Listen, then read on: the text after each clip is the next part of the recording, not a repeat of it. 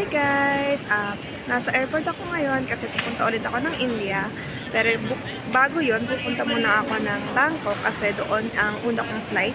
Nakakuha kasi ako ng piece of fare ng pa Bangkok. So, ganun na lang ginawa ko. Cebu Pacific to Bangkok. Then, after noon, mga alas 7 ng gabi, kumuha ko ng flight sa AirAsia ng via Jaipur. So, ayun. Punta ulit ako ng India dahil birthday ni Ritesh ngayong August, sa Sunday, August 21. Ayun, let's go!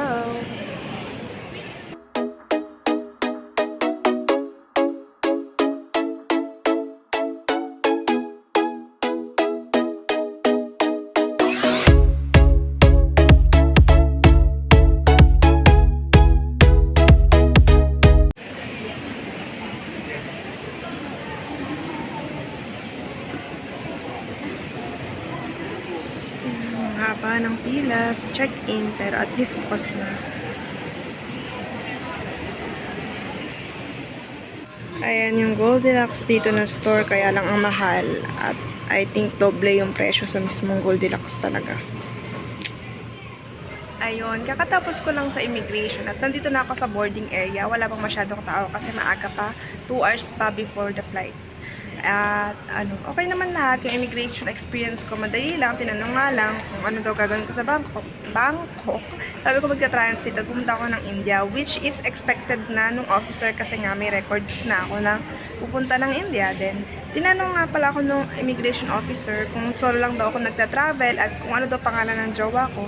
Ayun lang, sobrang smooth lang din naman yung experience. Medyo madami-dami lang tanong. So, kaya nga nung pinasulat niya pa yung pangalan ng boyfriend ko sa akin at hinahanap nga niya yung passport ng boyfriend ko.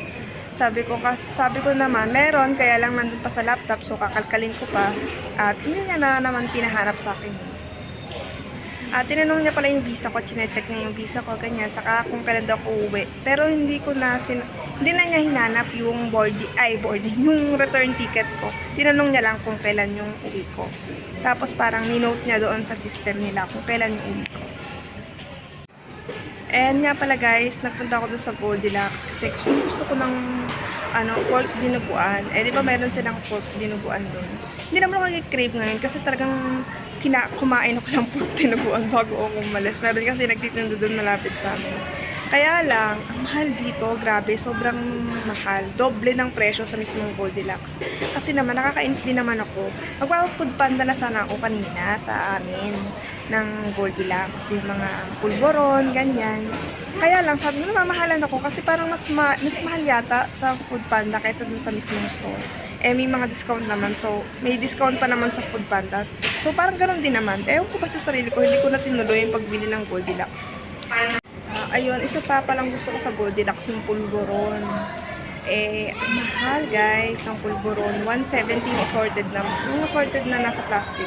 Parang nasa 100 lang din ata yun sa food panda. Hindi ako bumili. Pero talagang gusto ko, bumili na rin ako dito kasi 170. So, bahala na si Lord. At least meron akong pulboron.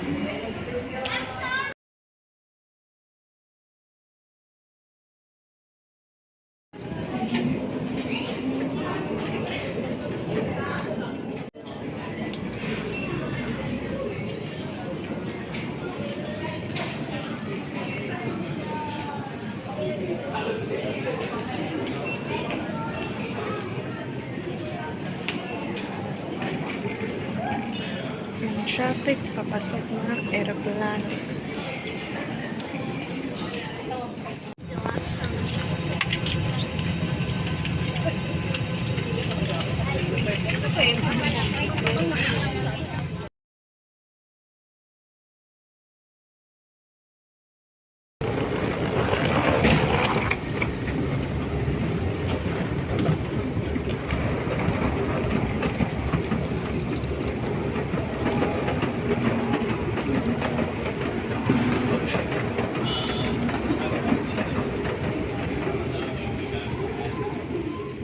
Hi guys! Good morning! Nandito na ako sa Thailand at kakakuha ko lang ng baggage ko. Kasi may dala akong baggage. And after nito, pupunta ako sa clock counter para kumuha ng SIM saka yung BTS Skytrain na pinurchase ko kasi matagal nga layover ko. So, gagala ako sa city. And also, lilipat din pala ako ng airport. Pupunta ako doon sa kabilang airport, sa DMK Airport. Doon ko muna iiwan yung mga gamit ko kasi may mga luggage storage na kami. So, yun.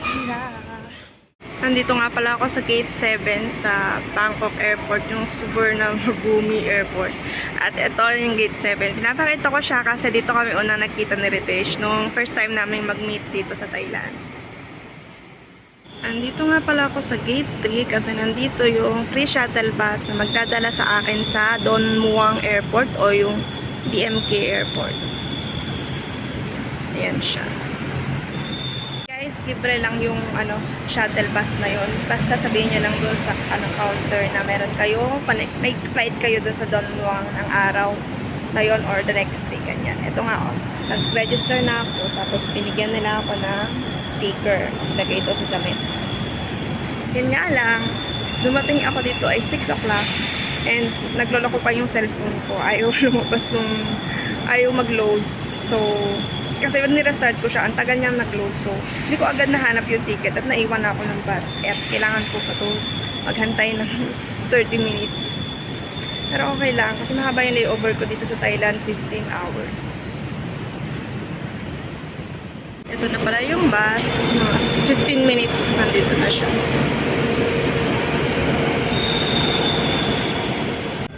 So, ayan, habang naghihintay, nag-ayos na ako sa banyo muna. At dumating na itong bus.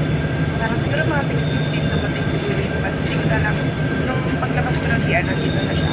At 30 minutes nga pala yung bus dito. Yung shuttle service nila. Papunta na DMK Airport. And alam ko kung sa DMK dito yung manggagaling. Yung DMK yung Don Muang Airport. Yung dalawa kasi yung airport dito sa Bangkok. Dalawa yung major airport. Itong Suvarnabhumi Airport. Saka yung Don Muang Airport. Yung mga sa Don Muang ay AirAsia. Yung mga mostly AirAsia. AirAsia kasi yung flight ko mamaya. So, lilipat ako ng airport. So, ito. Hanap ko kung meron silang free shuttle bus.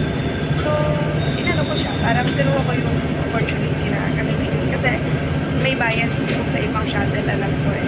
Pero kapag meron ka namang connecting talaga na ticket, hindi ka connecting, basta may ticket ka na may flight ka sa airport na yun, libre naman tong bus na to. Laban nyo lang dito sa Gate 3 sa arrivals door. At ayun, idudugtog pa na rin pala na 40 minutes daw yung biyahe mula dito sa Suvarnabhumi Airport papunta dun sa Don Muang or DMK Airport.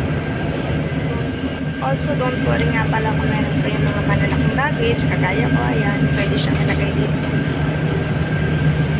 Ito yung loob ng bus, ayos naman siya. Ayan, hanapin nyo lang yung shuttle bus, airport bus link.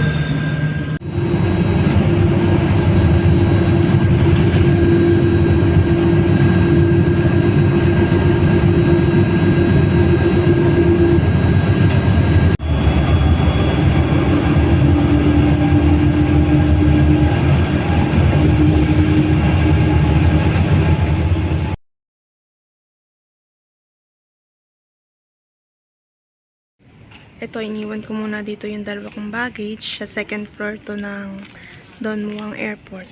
Ayan siya. At 75 baht per luggage yung fee.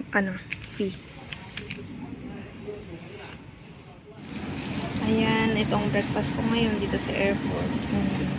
Nakalimutan ko ng tawag dito. Tapos yung matcha. Kasi matcha na ako kahapon ba. Sarado na pala yung Boss Coffee dun sa Terminal 3. Ayun guys, tapos na akong kumain ng breakfast. At dahil nakabili ako ng BTS Skytrain, ay one day pass yun, unlimited. So, gagamitin ko siya. Pupunta ako ng Wat Po or Wat Arun.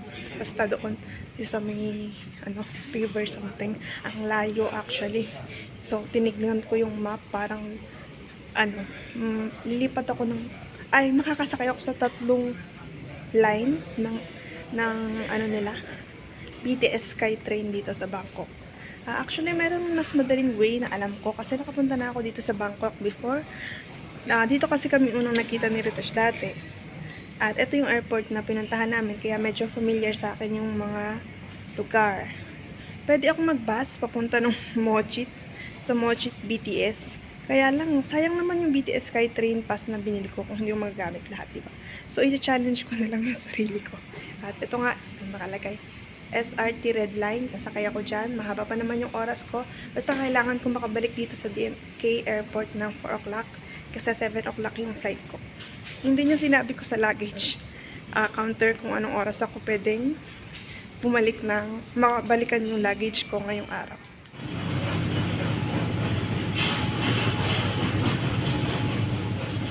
Correction pala guys, 4 na line yung lilipatan ko para makapunta ako dun sa pier na hahanapin ko, para makapunta ako dun sa Wat Po and Wat Aron. Hindi, let's see kung makakaya natin to, kung tama ba yun. Basta inaaral ko kasi yung BTS map nila dito. Ayun. Okay yun guys, nabudol ako. Hindi pala to BTS kung may na ko. Sayang naman. Binayad ko train.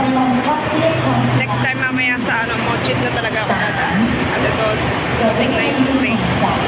Okay lang, 15 baht lang naman yung ticket. Dumating na yung train. Arriving at platform 3. Please stand clear of the platform edge.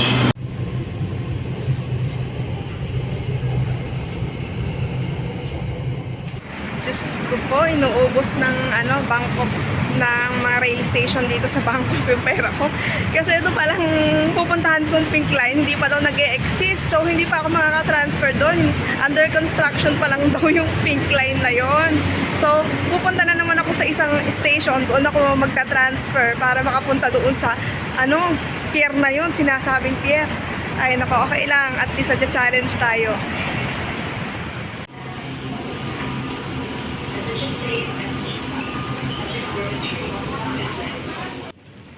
Grabe din pala yung haba ng pila dito sa mga MRT. Tingnan mo dito sa Chatuchak Park na train. Exit lang to ha.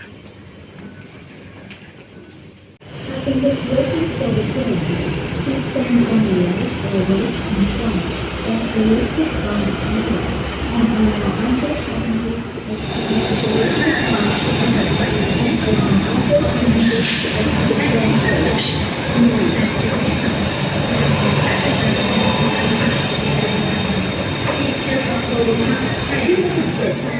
Guys, nandito ako ngayon sa May River kasi sasakay ako ng ferry papunta dun sa Wat Po. Doon ko kasi gustong puntahan. Actually, dalawa yung temple na gusto kong puntahan, yung Wat Aron sa Wat Po. Kaya lang baka maumusan ako ng time kasi na-late na ako pagpunta dito dahil nga pa iba ako ng train. And grabe, yung isa kong pier na napuntahan, sabi niya 300 baht daw yung ferry papunta doon. Eh, nag-research ako, 15 baht lang. I think scam yun. So, hinahanap ko yung totoong ferry station dito. Dapat talaga nag-research kapag ganito nagsosolo travel kasi baka mas-scam or something. Lalo dito sa Bangkok, madami kasi dito scam. Nung napunta kami once, may nag-try mag-scam sa amin. Pero dahil nag-research kami, alam namin na mali yun. Yung sinasabi nila na close daw yung temple, ganyan. Alam mo kung temple or palace ba yun? Na gusto sabi niya pupuntahan daw namin. Eh pag ganun daw, pag sinabi daw na ganun, scam daw yun. Kasi dadalhin ka daw nun sa ibang lugar. Ayun. Ayan guys, ito 16 baht lang. Sabit nga dun sa vlog na nabasa ko ay 15 baht. Pero 16 baht na siguro, baka nagtaas na. Kasi baka outdated na yun, hindi ko sure. Pero okay na rin, di ba? Ay! Sakay tayo sa ferry.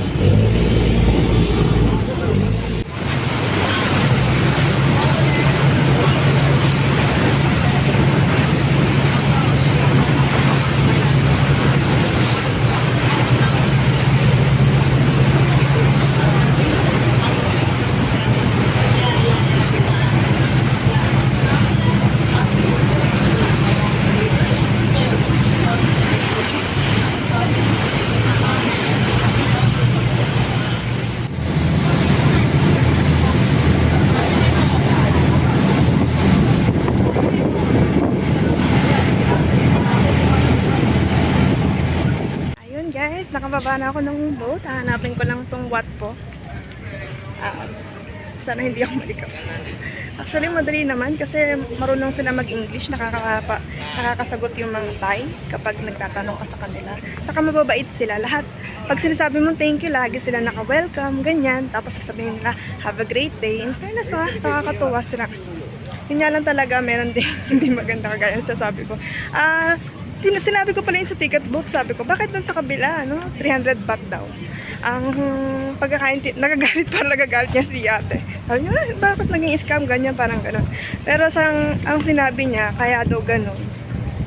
Kasi daw yun na private company na hindi ata nag-i-stop. Ang i-stopan niya lang talaga yung pinaka-tourist spot dito sa Chao Phraya River. Yun. So ito, hinahanap ko. Ano kaya makikita ko dito? Hindi ata ito yun. Pakita ko sa inyo. Ayan, dito ako napunta. Anong lugar ba to? Pero mukha naman siyang tourist spot. Kaya lang kailangan ko lang malaman paano ako makakapasok dito. Ayan. Mukha namang ito yung hinahanap kong place. Buti pa dito mura yung tubig, 10 baht. Doon sa sa station, 20 baht. Ito yun, 20 baht. Ay nako guys, ito, nakakaloka. Diba nasabi ko kanina yung meron dito mga scam, sasabihin hindi daw bukas, ganyan. At yun, pangyayari lang sa akin, may nagsabi sa akin, hello ma'am, not open ma'am, not open ma'am. At yun, tawag dito, ako no. Hindi ko pinansin. Alam ko na yung mga strategy nila na yun. So, kung trip nyo rin mag-solo travel, i-advise ko talaga sa inyo mag-research kayo. At kung vegetarian kayo, sobrang lang, research lang talaga para makatipid kayo sa mga expenses. Kasi dati ginawa na rin namin yung Tiritish. Nag-solo travel din kami dito sa nag-solo travel. Nag-travel din kami sa Bangkok. As in, mura lang yung expenses namin kasi talagang DIY lahat. At ako yung nagplano. Charot. Talagang months of research yung mga pupuntahan and tuntua sila dun sa mga sa ginawa ko itinerary kasi hindi siya common na puntahan ng mga tourists. Not really common. Pero yung mga paano ko ba sasabihin? Yung mga ang alam lang ay sa Thailand ay Bangkok ganyan. Hindi ganun yung ginawa kong tour. And nakatipid kami sobra dahil sa effort kong mag-research. Ayun, dami ko na naman sinasabi, kasi naantok ako, saka mag-isa lang ako. So, syempre, gusto ko rin sana may kausap. Kaya ito, vlog lang tayo. Para kunwari, kinakausap ko kayo habang nasa travel ako. Hi guys, nandito na pala ako sa loob ng Wat Po. And in fairness, ang ganda dito sulit yata yung binayad ko. Medyo mahal kasi dito, 200 baht ang entrance per person. Pero ang ganda, kung may pagkukumpara sa Wat Arun, kasi nakita ko naman yung Wat Arun, di ba? Nung dinaanan namin siya dun sa Chao Phraya. Pero mas maganda dito.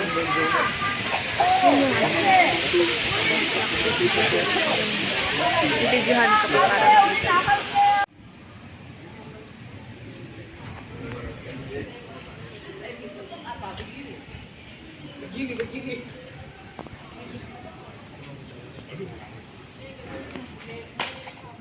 Ayan to guys, papasok ako doon sa reclining Buddha. Ang laki ng Buddha dito na reclining. So, sobrang laki pala talaga. Ayun, hindi ko pa nakikita ng buo. Pero, dito pa lang sa entrance, kita mo na kung gaano kalaki yung reclining Buddha dito. Ayan guys, sobrang laki ng reclining Buddha, Ayan siya. Nakita dito sa unahan. Grabe. Hindi ko na-expect na ganito kalaki. Pero, in fairness sulit pala talaga. Ang ganda. Ayan siya, nakahiga siya. Hanggang doon, ang layo.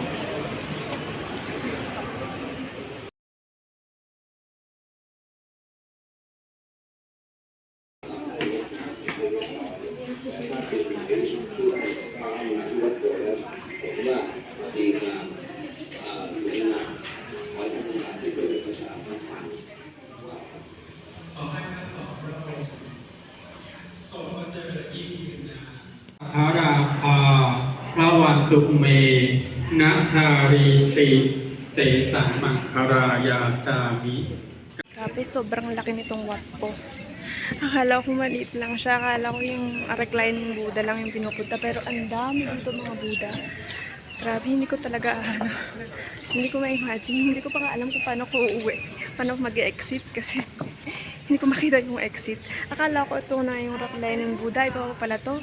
Ginagawa pa tong parang ginagawa pa rin Buddha na malaking Buddha na kulay golden. Ay, nagugutom na ako. Gusto ko na rin, parang tama na rin yung time. Ang laki pala nito. Paulit-ulit na naman tayo. And yun. Hanapin natin ang exit. At guys, grabe. Ang hirap palang mag-solo travel kung gusto mo ng magandang picture. Kasi, ang hirap. Nakakahiya ng mag-as sa iba ng picture. And thank God, nahanap ko na yung exit. Labas na lang ako. Ayun. At yun pala, may announcement, January 1st, tataas na daw ng 300 baht per person ang entrance dito.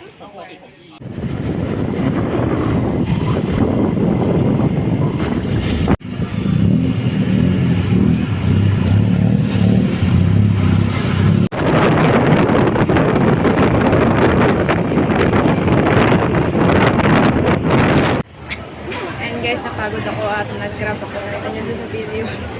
Nakasuot ako ng helmet. Nag-grab lang. Parang angkas, ganyan. At gutom na ako. Hanap ako ng pagkain dito. Nandito ako ngayon sa Platinum Fashion Mall. Para siyang Divisoria. Parang Divisoria Mall na.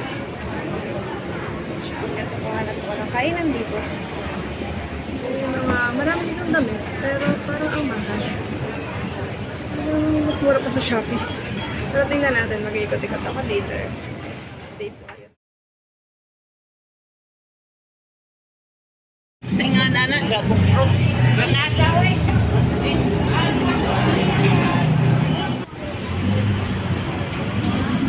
Talking with you? Oh, this is a husband.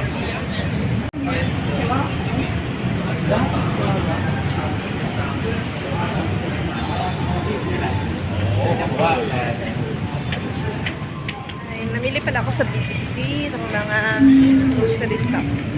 Mga nag-tea, ganyan. Nandito ako ngayon sa may Central World. Yan. At meron dito, actually pupunta na sana ako sa BTS para makalis na dito. Para punta na ng airport. Kaya lang nakita ko na na-delay yung flight ko ng 30 minutes. So naisip ko, bumalik na lang dito sa Central World. Kasi nakita ko meron silang food fair. Yun guys. May food fair dito. So yun, tara. Puntahan natin itong food fair na to. At gugutom din ako. Gusto ko talaga actually favorite ko mga Thai food. So, excited ako na makita ito.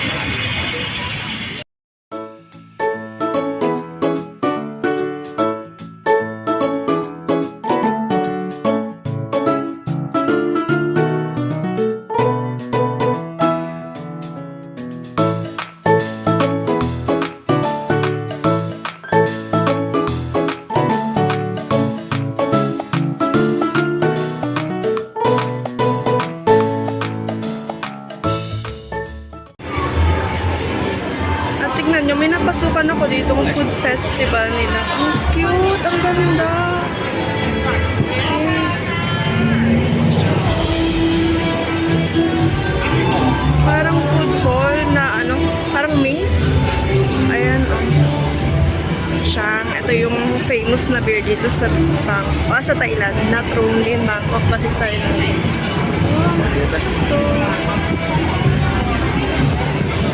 Kaya lang parang mahal. Pero sarap dito, ang lamig.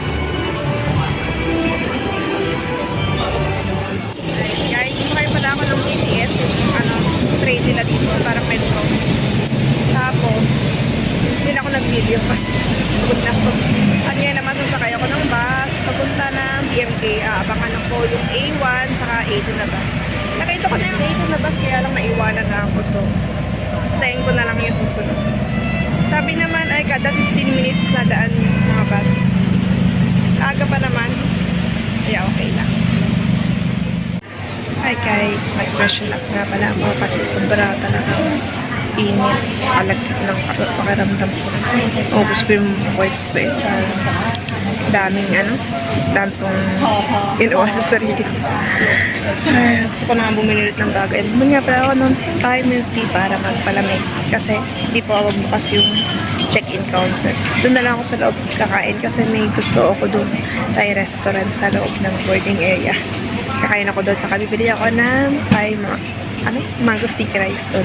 Pampasalubong ko kay Rich.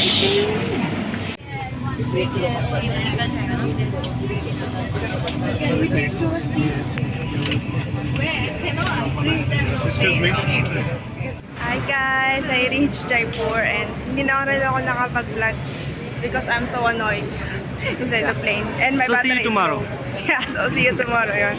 Hi guys! And walang pa flowers si Mayor ngayon. No flowers. Bye.